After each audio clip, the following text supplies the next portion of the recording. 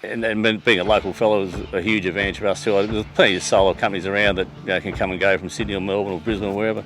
But being a local supplier meant a lot to us, with local employees. And we knew he wasn't far away from if we ever had an issue with the solar system. The panels he put up, I know they've got better and better over the years. We haven't had an issue at all with them. And when they set it up, the workmanship was great. One of the few Sparkies set up I've seen that actually pick up all their mess when they leave, so that was a nice benefit on the side.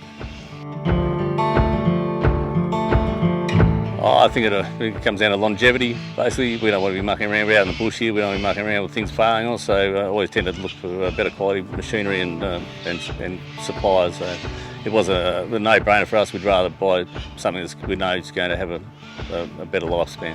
So obviously the solar power is free. You've got the sunlight's here with us most days of the year. And as far as getting transmission of power, electricity out of the grid onto farm, there's inherently a few obstacles there. We have troubles with issues with trees going over, windstorms knocking power lines over one thing another. We've got the backup with the solar. It's no-brainer for us, really. If you have any queries, more than happy to come out and talk you through things. Keeps an eye on our system from his office there as well. He can keep an eye on how it's performing.